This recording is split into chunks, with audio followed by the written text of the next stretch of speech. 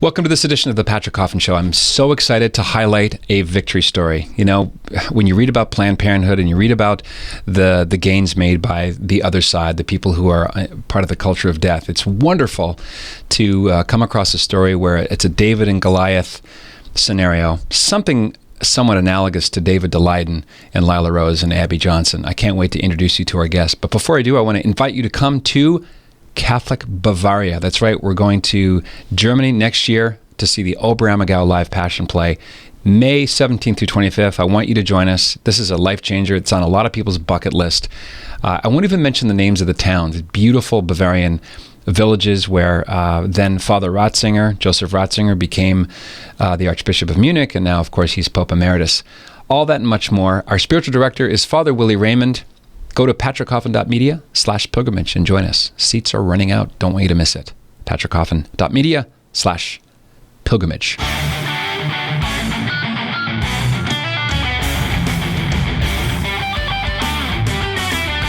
All right. Glad you're hanging in. This is going to be a great conversation with Mayra Rodriguez. For 17 years, she ran 3 clinics with Planned Parenthood in Maricopa County, Arizona. She was a loyal lieutenant inside the organization, and she started to notice some medical anomalies and dangers posed to women seeking abortions in an environment they thought was safe, along with legal and not so rare. She was recently awarded, by a unanimous decision of a jury, $3 million in damages for wrongful termination. Mayra Rodriguez, thank you so much for joining me. I appreciate your time.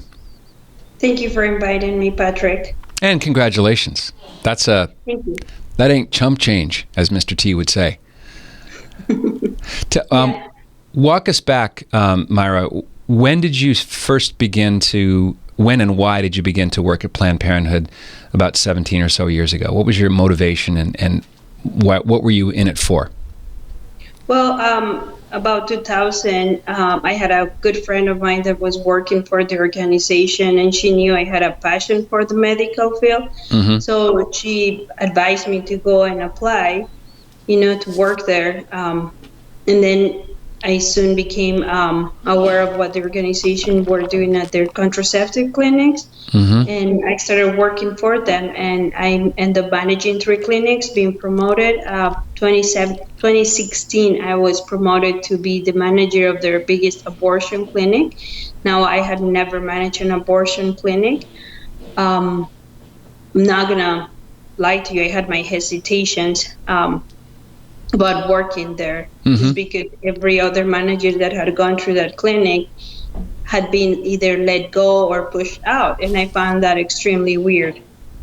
And usually you don't hear from them ever again. Even if they were friends of yours, you just don't hear back from them. So I thought that was weird. But I took the position, because in my situation, it was hard to get another job, first of all. Yeah. And second of all, because back then I truly believed in their mission. Which was to provide what? In your mind, you were helping women. Which is to provide women quality health care and keep them safe. And at the beginning, did you believe that the conditions inside the Planned Parenthood clinic where you worked were safe conditions, that someone could go in there for an abortion and not have any bad effects later, besides maybe a guilty conscience? Correct. At the beginning, I truly believed that, until I started seeing a few irregularities with a specific doctor, and I'm like, this is not usual. This is not, it was more than the usual. His higher complication rates compared to other physicians mm-hmm. were, to me, alert that something was not right. And then soon after that, there were other issues, like the way he was charting what didn't happen in the room. Now, I wasn't in the room, but my staff will tell me, hey, this and this happened in the room. And I will look at the chart and I'm like, that's not what that says at all. So yeah. To the point that there was a specific patient that I complained about, that to me, at that moment, it was a 19-year-old, and I'm like, that could have been my daughter. Right. What was the worst, the thing that really raised your eyebrows and made you decide, look, I have to disclose this? Was there one incident, or was it a cumulative effect of bad decisions, lying on forms, affidavits containing falsehoods? Yeah, there were a few incidents. I had a few discrepancies with that doctor, especially in the affidavits form from the beginning when we start rolling that document with bump heads. He called me insubordinated from not following the way he wanted things to be done. But I remember it was the end of August 2017, beginning of September, maybe. I can't specifically recall the exact date. May have been beginning of September of 2017. This specific patient that I told you about, and it's on my lawsuit, a patient came in. She was about 13 weeks pregnant. They performed an abortion on her, and my staff told me, this is coming from the witness in the room, that she was sent to check on the products of conception. And then she realized it wasn't complete. So she came back and said, it wasn't complete. You need, we're missing body parts. So Mayra, for people who don't know what products of conception means as a term, that's a Planned Parenthood speak for baby body parts, right? You have to count the body parts so that Correct. The entire procedure did what it was intended to do. Correct. Yes. So when she came back and said, you're missing body parts, he had already inserted an IUD. So he had to remove the IUD, bring the ultrasound, find out what he was missing, and then do another aspiration on the patient and insert another IUD. So the staff member came out crying, She was upset. She told me what happened. She was afraid to lose her job if I would tell, hey, so-and-so told me that she saw this. So I diplomatically asked in a different way what had happened in the room, and his response was not what she said. Then I confirmed with the nurse, and the nurse confirmed her story. So I said, that's it. That's it. We can't go on like this. I suggested to go to the Federation, which is the ones that see every affiliate in the state, in each state. The Planned Parenthood Federation of America, but I was told to, we will take care of it. You don't worry about it, And basically, they didn't do anything. I want to make sure I understand correctly. Why was the IUD placed in? I know what an IUD is. It's basically a contraceptive device, a metal coil that's inserted through the cervix into the cervix to prevent the baby from implanting. But what was the timing of the doctor reinserting it? That part is a little fuzzy to me. Well, lately, I don't remember how far back they're able to insert IUDs on patients that just had terminations. So the patient had requested one. So he had already finished his termination. So he thought, and he inserted an IUD. Then he realized it wasn't completely done. So he removed the IUD, re-aspirated, and then followed and inserted a new IUD. I see. Did the patient request an IUD or have one? She requested one. Oh, I see. Okay. I thought maybe they were just doing it surreptitiously. Here, you need an IUD. No, the patient requested one. But, I can assure you that patient went home not knowing that all that happened to her. What were conditions like cleanliness-wise, under this doctor's watch?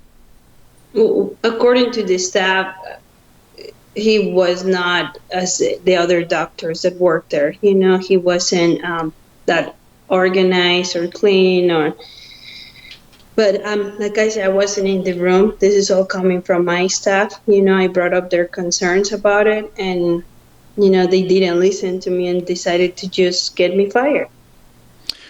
I understand that they weren't above stashing some narcotics in your desk or somewhere to try to pin that on you. Is that part of the story? That is part of the story. So on the last week of September, I had to go and close down the other location that I was managing. It's the Northeast Phoenix location. It was a Title X center. And since they were waiting for all this federal money to go away, they start closing locations, and that was one of them. So I had gone down to close the clinic, and I came back to work on Sunday at the Glendale location, had a pre-scheduled meeting on Tuesday, and they told me, oh, we found narcotics last Friday in your office. I wasn't even in the office. Throughout, I tried to explain. I explained myself. Yeah. But the decision had already been made, they said. So, and then I was gone, and I didn't even get a chance to say anything, defend myself. Shortly after that, the employees started spreading rumors that I had stolen narcotics. Right. To the point that former employees that I had come in contact with, the first thing they will ask me was like, so what happened to the narcotics? And I'm like, well, did you hear about that? I haven't even told you why they fired me. So I knew that the rumor had already spread out. I knew that it was a way to discredit me. Sure. So then when I spoke, nobody believed me. Yeah, they wanted to poison your well and make that the story and not this other thing, just to kind of put jet fuel on the lie so as to conceal the truth. Correct. So then I came across Tim Casey. Yeah, okay. He's an attorney, right? Phoenix attorney? Yes. Yep. He's an attorney in Phoenix. I told him my story. I showed him what I had. He believed in me. He took a chance on me. He knew from the day I met him the first time that I wasn't documented. He still decided to take a chance with me and defend me. Did they make a big deal about your undocumented status at the time too? Was that suddenly thrown up in your face as well? Yeah, during the trial, I was called a liar. I can tell you that it surprised me coming from an organization that have always said they defend immigrants and immigrants' rights, and how wrong it is that they cannot be here. How wrong it is. I moved here when I was only 18 years old with my mother. Mm-hmm. So it was an organization that were so strongly, they voiced so strongly to be for DREAM Act, so they're pro-migrant, irrespective of status. Then all of a sudden, because you're on their you-know-what list, they had to tag you with the undocumented part, which means that if you're willing to lie to the federal government, you're willing. I'm so sorry. Yeah, sorry, Mayra. The signal cut out there. Did you hear my question? They're all of a sudden now Planned Parenthood is not exactly the advocate of undocumented migrants because you're persona non grata. They have to silence you. So this is another thing they can use. Let me ask you: are you regularized now? Are you in process legally now? Yeah, I am in the process. Yes. And do you suspect who planted the narcotics? Do you have a sense of who did it? I have a sense of who did it. I can't really say I know this person did it, because I don't want to do what they did to me. Sure. But you're suspicious of a couple people, and but I don't want to pinpoint a specific person because I don't want her, to feel what I felt. When nobody let me explain myself. When you walked into the courtroom, having to stare down Planned Parenthood and their army of attorneys, did you think you had a shot at victory for wrongful dismissal, or did you think this is beyond a dream, shot in the dark, never happened, worth the fight anyway, but your chances are probably low? What was your attitude walking in? Well, we knew that going to a trial, you are depending on a jury, and you have a 50-50, 50% chance they'll take your side, 50% chance they won't take your side, I can tell you that my faith in God made me believe that we will be coming out victorious because I know I was telling the truth. Yeah. And, I held his hand through the whole process on trial.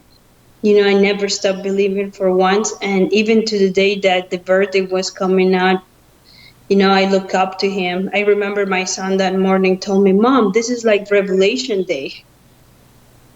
Mm-hmm. So I said, you know what, God, whatever you have for us, this has been worth it. I believe in you. I trust in you. And here we go, and as soon as the first question was answered from the jury, which it was, do you find Planned Parenthood wrongfully terminated Mayra as the whistleblower, Arizona law, etc.? And they said yes.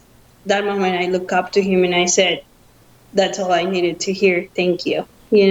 I'm so grateful to God and the community that standed behind me.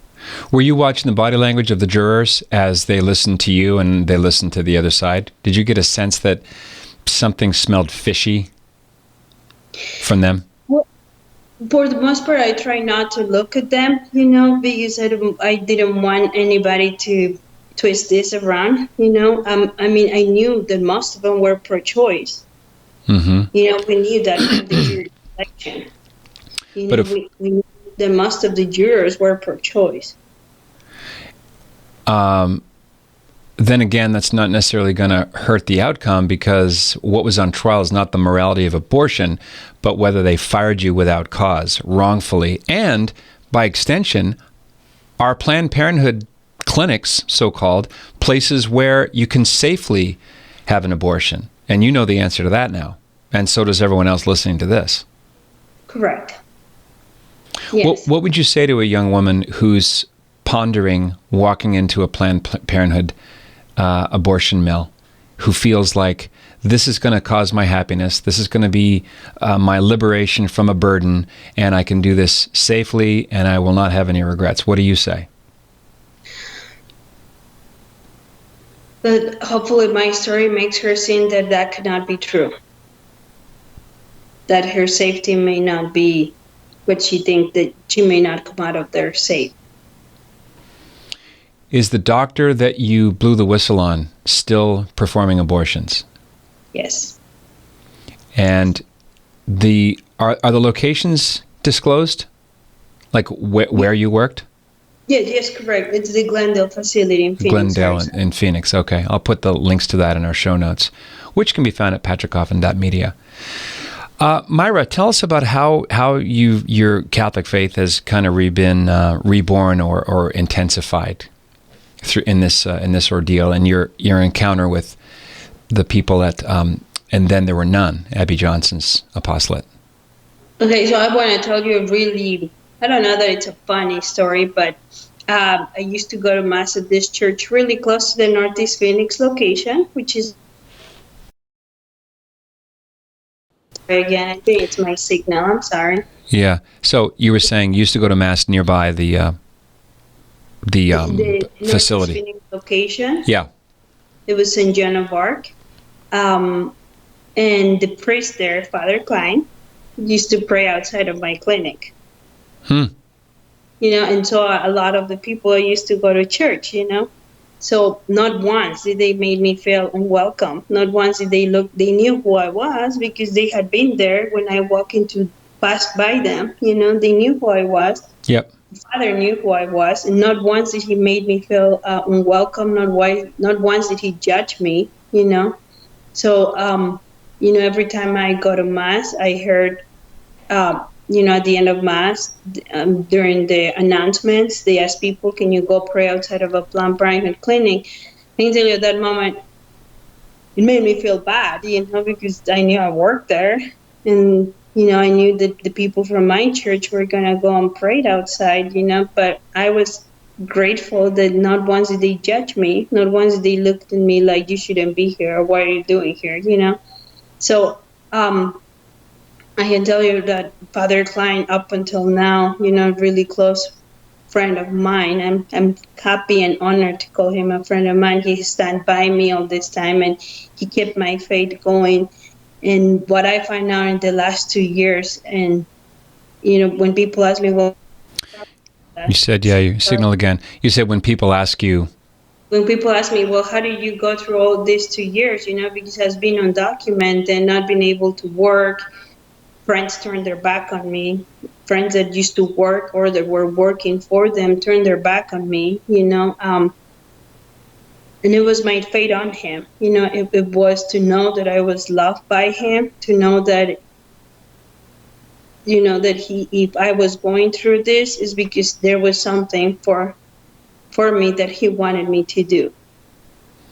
Interesting that the representatives of Jesus Christ and his mercy extended care for you, but the people who were supposed to be on your side treated you like a leper or worse, a Judas, right? Yes. Yes. Yeah. Sad. It was very, very sad. It has been an eye-opener.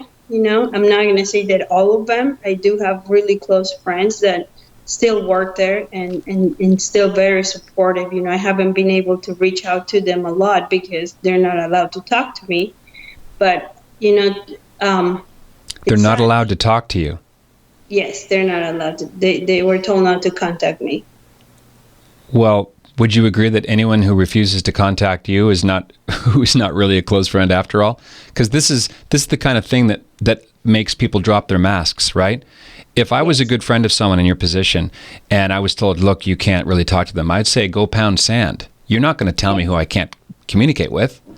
Exactly. No, yeah, I agree.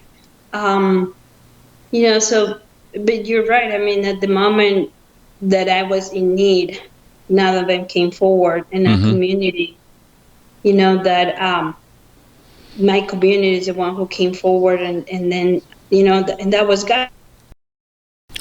Yeah, I've got a little signal problem there, Mayra.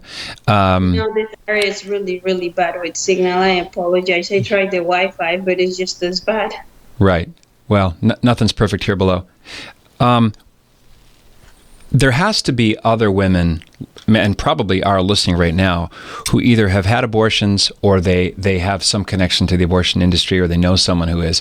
What would you say to someone who has misgivings, they work on the inside, and they don't know what the future will hold if they similarly tell the truth?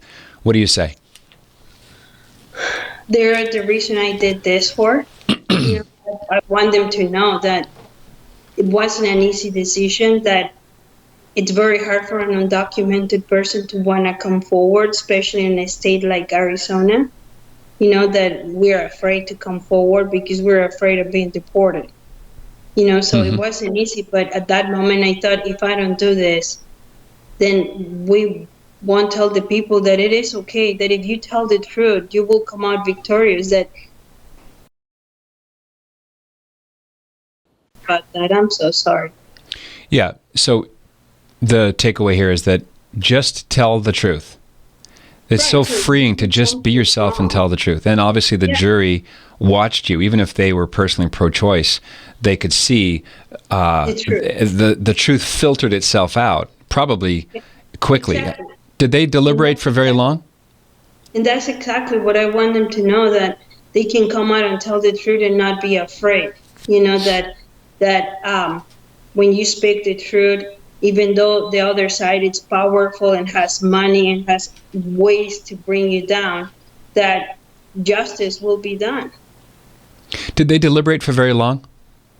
3 hours. 3 hours. Wow, that's the longest 3 hours of my life. I'll bet, yeah. Not that long. To me, they were long. I'm sure. 3 hours. Well, it took 3 hours for our Lord to die, didn't it? So there's a Trinitarian thing there. 3 hours to the truth. Oh, correct. Yeah, I never thought of that. Yeah. Tell me about your work now with And Then There Were None. What's the future hold, Mayra? What are you doing next? Well, I joined them a couple months ago. A friend of we have in common referred me to them. And again, my point and my goal with that Abby Johnson's organization is to give the courage to those employees, that they have seen things wrong happening at their place of work, and they know that if she did it and I did it, they can do it. Yeah. They can. In Spanish, I'm sure we have a saying that says, "Si se puede."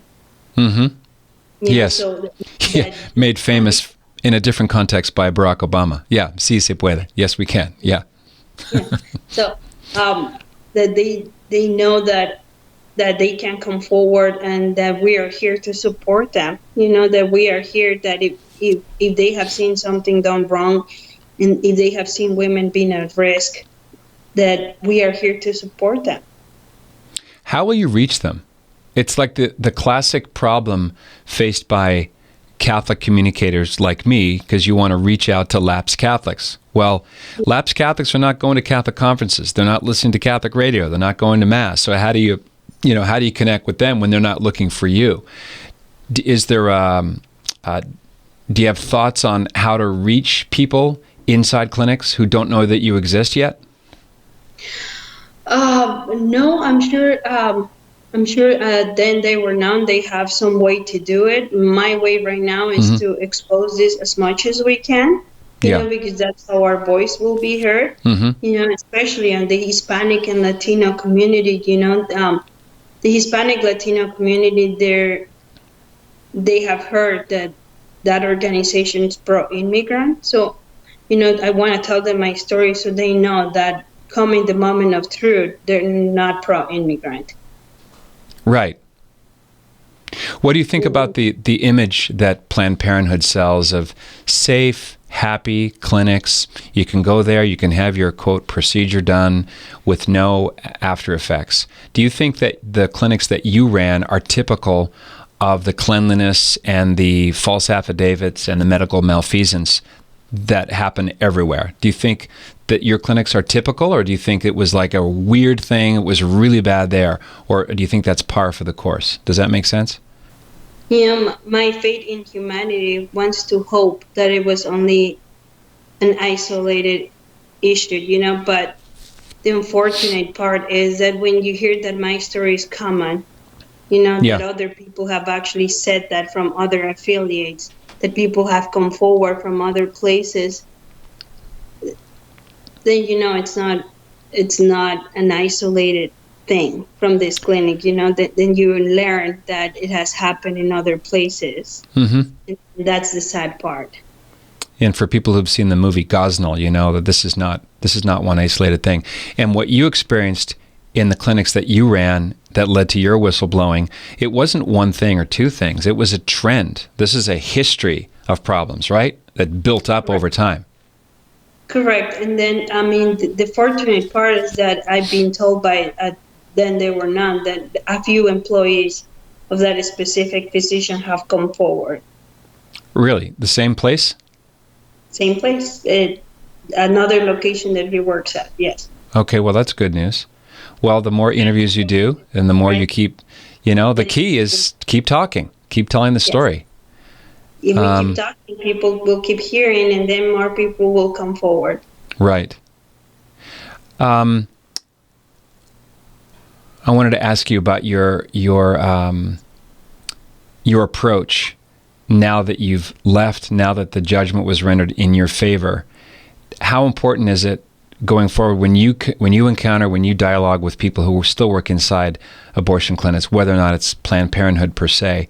Why is it important to lead with being kind? Because it's very easy to say, hey, you're a baby killer, and that's a mortal sin, and you know hell is reserved for people like you.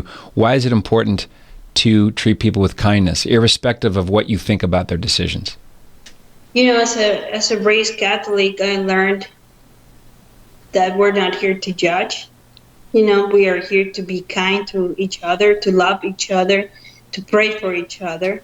And one thing I want to tell the co-workers that I had, you know, the people that brought so much deception and sadness to me throughout this trial, is that I forgive them. I honestly forgive them. One day I will understand what they did it. Today I can't understand them, but I'm not here to understand them. But I forgive them. Has Planned Parenthood responded yet to the decision? I think they did. I think that the CEO made a comment to Arizona newspaper. I have not read it, but I think my lawyer already did. So it was something that he found that the jury decision was, I don't remember the word. Yeah, I found it. It's azcentral.com. Yeah, it's Brian Howard. He's the Arizona Planned Parenthood president. He said the organization was disappointed in the case's outcome. Here's the direct quote. "We believe the evidence was compelling that it was our former employees' failure to follow organization rules and procedures, which are designed to protect both patients and the public, that led to her dismissal. The amount of damages awarded runs strongly contrary to the manifest weight of the evidence," unquote. Well, 12 people strongly disagreed, Mr. Howard, so it's not surprising that he would be disappointed since they lost big time. Right. So, I mean, it was an unanimous decision. It was all of them on one side. There was no dispute between them. They all sided on the same. So I don't think all of them were wrong. Did the doctor in question testify? No. No. Okay. We had a video deposition that my lawyer showed the jury, but they didn't bring him in real life to testify. Well, Mayra, thanks for your courage. Thanks for standing up to one of the biggest bullies in the country. I'm delighted that the judgment went in your favor, and I'm glad that you're willing to tell the story, and that'll provide hope and encouragement and just raw courage for people who hear your story to take the similar steps, because I'm sure there's lots of evidence in every single abortion mill where safe and regret-free are two lies that the industry tells because they want women's money above all. They're not missionaries, right? They're capitalists. So thank you for your time and for your witness. Thank you so much. Thank you so much for having me, and I hope that this helps for the greater good. Yep. Amen. Say hi to all my friends there in beautiful Phoenix. Thank you. The Bishop Olmsted is a friend, so you're in good care there. Awesome. Yeah, I will tell him. Okay. This is the Patrick Coffin Show. Be a saint. What else is there? Hey, this is Patrick Coffin. If you like what you see and hear and you want to see and hear more, consider joining Coffin Nation as a full member. Just click right here and find out more about what that means. Nipsey, my fedora. That's Coffin Nation, the world's largest online community of culture builders. Click right here. See you on the inside.